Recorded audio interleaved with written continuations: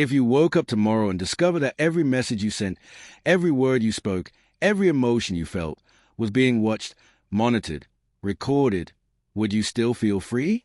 Welcome to the world of 1984, where privacy is a myth, freedom is a crime, and reality isn't something you experience, but something the government manufactures.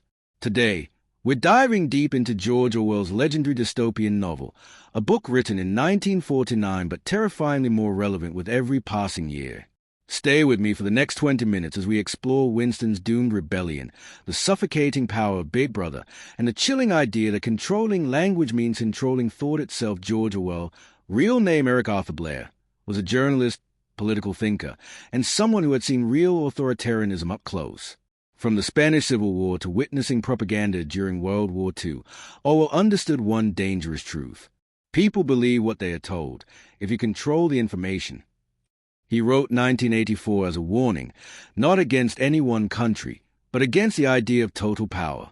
A government that doesn't just rule your life, it rules your mind. The story takes place in Oceania, one of 3 mega-superstates constantly at war. This world is run by the party, and above the party stands one godlike figure, Big Brother. No one knows if he exists. No one has seen him. But his face is everywhere, warm smile, intense eyes, always watching. In every house, every building, every street corner, one device dominates life. The telescreen, speaker, camera, and propaganda machine rolled into one. Privacy? Gone. Freedom? Extinct. Even love is suspicious. Even dreams are dangerous. And this is where we meet our hero, or perhaps our tragic witness. Winston Smith works at the Ministry of Truth, a place where truth goes to die. His job? To rewrite history. Literally. If the party says, "We were always at war with Eurasia," Winston edits old records so it appears true. Tomorrow, the story might change, and Winston will edit that too. He knows it's a lie. He knows the world is twisted. And quietly, dangerously, he hates the party. His rebellion begins with something laughably small. A diary. He buys an old notebook from a junk shop, hides in a corner away from the telescreen, and writes the words, "Down with Big Brother." That moment alone, punishable by death then to Julia, confident, bold, unpredictable. At first, Winston thinks she's a spy. But one day, she slips him a note. 3 words. "I love you." This isn't romance. This is revolution.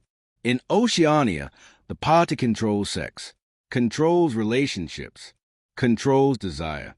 Love is illegal because loyalty must belong only to Big Brother. So Winston and Julia begin a secret affair. Their hideout? A dusty little room above the junk shop, the only place Winston feels human. There, for a brief moment, the world is soft. They talk, they laugh, they dream of a future without the party.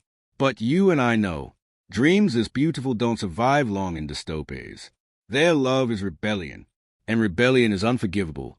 Winston meets O'Brien, a high-ranking party member who seems different, intelligent, curious, almost sympathetic.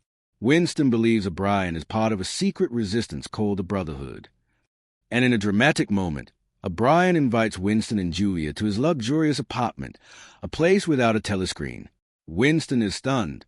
This feels like hope. They pledge themselves to the Brotherhood. They swear they are ready to die, kill, lie, anything to fight the party. O'Brien gives Winston a forbidden book, a manifesto against Big Brother. Winston thinks he's finally found the truth. But you already sense it, right? This was all a setup. One night, the couple is lying in bed when, smash, the picture on the wall falls. Behind it, a hidden telescreen. All these months, they were being watched. Julia is torn away. Winston is dragged into a van. And their tiny world collapses in seconds. The junk shop owner, a spy. Their love, their rebellion, every word recorded. Now comes a true nightmare. Winston wakes up in the Ministry of Love, the most ironic name in the book. There, he meets O'Brien, the mentor, the rebel, the man Winston trusted. Except O'Brien was never a rebel. He was loyal to Big Brother the entire time. And now, his job is to break Winston's mind, not just physically, but philosophically. Through torture, O'Brien explains a party's logic. Power is the only truth. Reality is whatever the party says it is. 2 + 2 = 5, if the party wills it. And they will keep torturing Winston until he genuinely believes it. The most famous line appears here. We do not merely destroy our enemies, we change them. Winston resists. He insists that the party can't control everything, at least not what's inside him. You haven't touched my heart, he says. And that's when they bring him to Room 101, the place where your worst fear becomes your executioner. For Winston, that fear is rats. They strap a cage of hungry rats to his face. He screams, begging for mercy, and in the ultimate moment of broken humanity, he shouts, "Do it to Julia, not me." The love he thought was unbreakable, gone in a second, and with that betrayal, Winston is finally theirs. Winston is released back into the world, but he's a shell.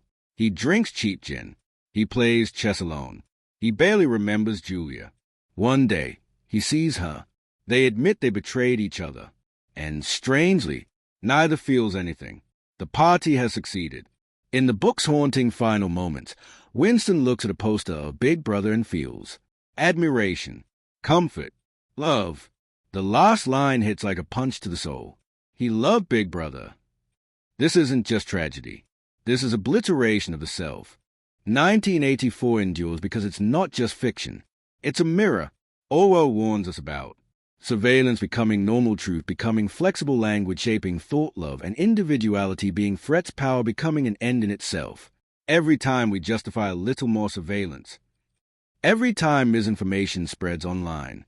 Every time truth feels negotiable. Orwell whispers, "This is how it begins." 1984 isn't just a novel. It's a warning label for the future, our future. If this deep dive helped you understand the book or spark new thoughts, hit like, subscribe, and tell me which classic we should break down next. And remember, Big Brother might be watching, but at least you can stay awake.